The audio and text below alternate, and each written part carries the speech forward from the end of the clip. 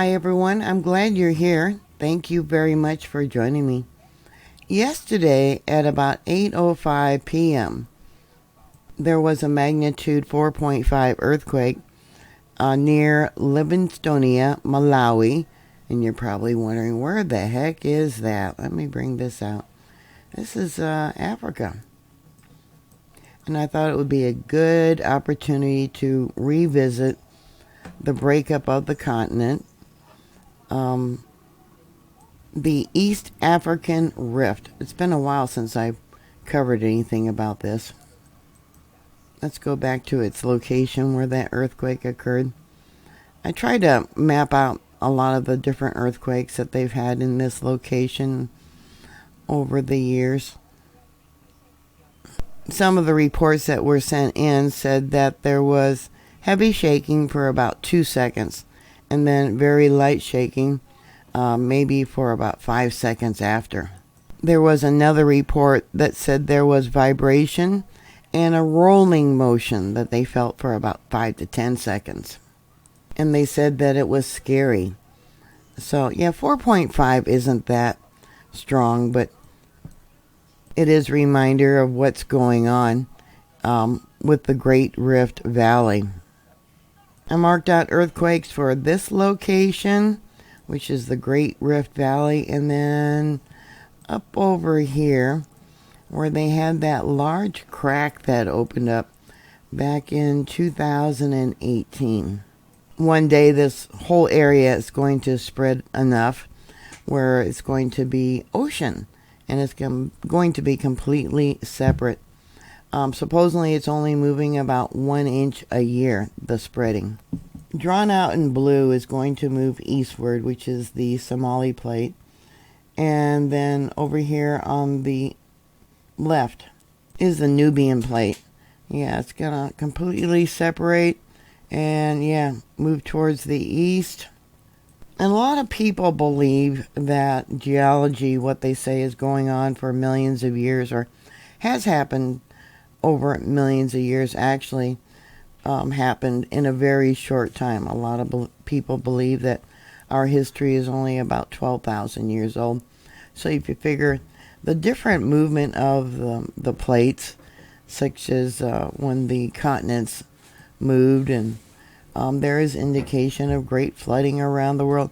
It actually happened within that 12,000 years. So if you want to look at it that way, yeah, one day this separation is just going to happen, wham, very fast.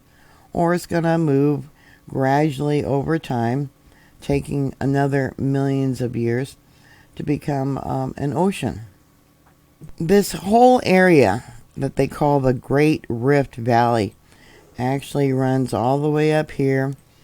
We got a triple junction, and then it goes up through the Red Sea all the way up, and then we got more separating going on up here by Israel and Egypt.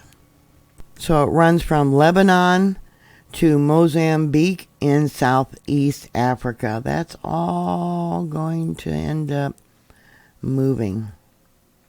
This rift extends for about 5,950 kilometers, or about 3,700 miles, through the eastern part of Africa, through the Red Sea, and into Western Asia. Several deep elongated lakes, like ribbon lakes, extended on the floor of the Rift Valley. Lake Malawi and Lake Tanganyika are examples of such lakes. The region has a unique ecosystem and contains a number of African wildlife parks. So there's one lake. You can see how they're being stretched and, forming these long ribbons.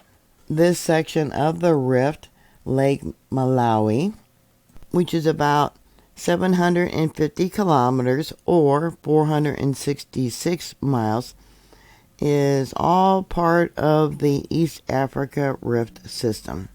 They got it divided up into different sections. In 2009, there was a magnitude 6.0 earthquake that USGS revised to a magnitude 5.9.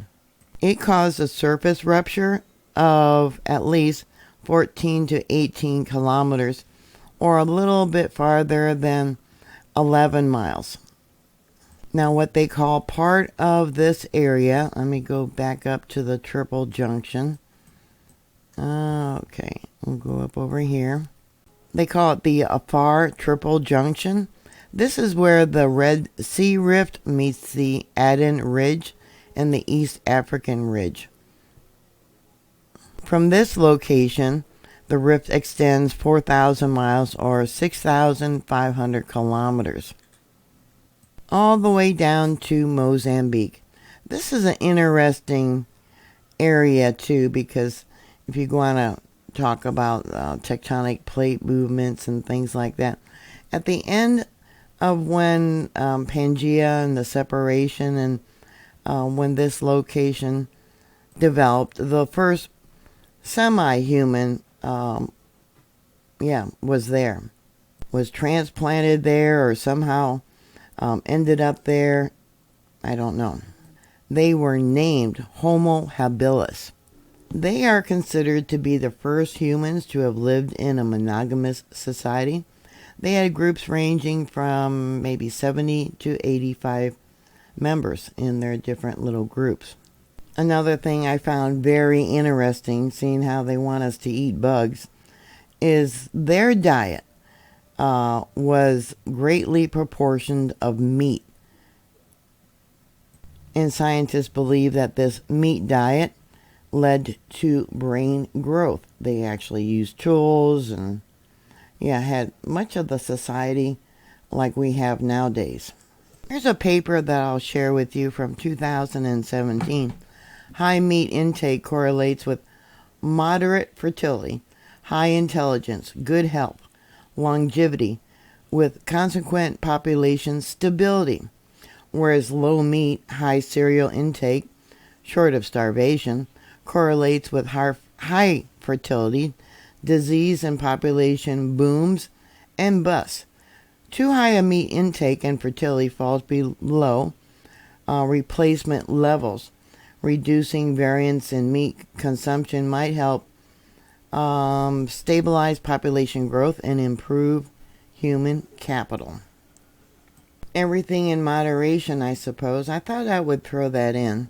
Yeah, seeing how they want us to eat bugs. Do bugs have vitamin B3? Bugs and insects do not have vitamin B3, but they do have protein. So I thought I would just throw that in. So I want to go back to the East African Rift and to that fault that opened up in 2018. Okay. I did a lot of searching to find out exactly where this occurred at. You really can't see too much here on Google Earth. This image is from 2021. But I did find here, I don't know if you can see it, marked out in red, some of the fault zones that are still visible. Many of you might remember how in April of 2018 there was a report that a giant crack suddenly opened up there in Kenya. Yeah, it was really deep and hundreds of feet long, and the road was impacted, and they had to keep coming back and filling it in and filling it in. Do you remember that? Many of you who are new might not remember that. I do have images here. Now, this was along the East African Rift system.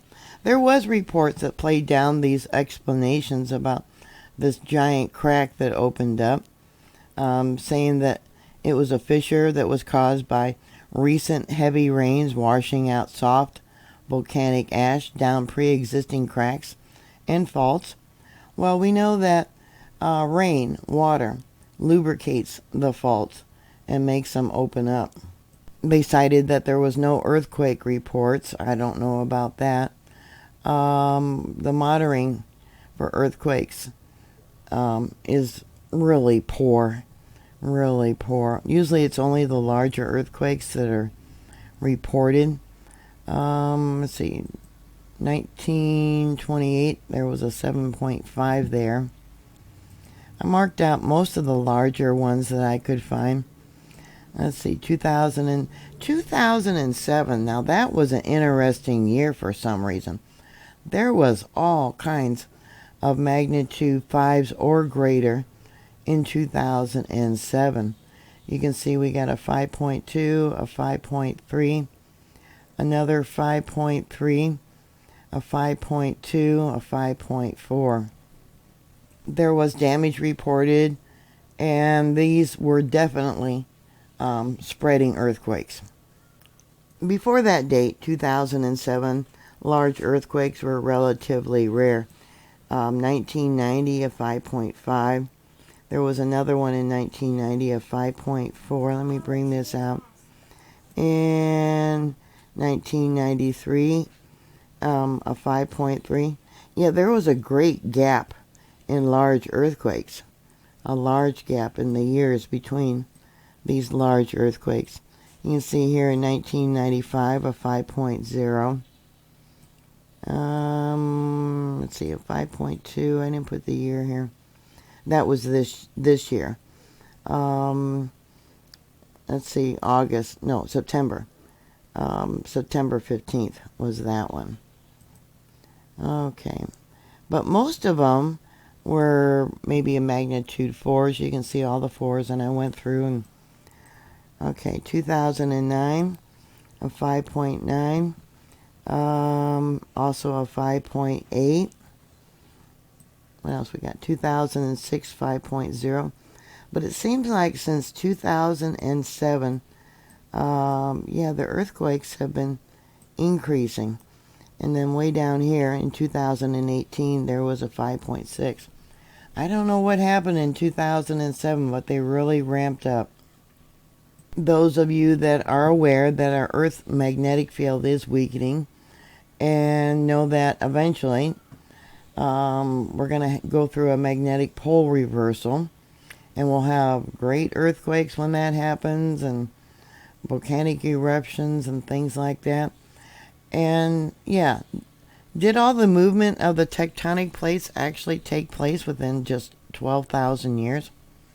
That was some heavy duty movement. Anyways, what are your thoughts? Put your comments down below. Thank you very much for watching. Please like, share, and subscribe. And I'll talk to you later. God bless you. Bye.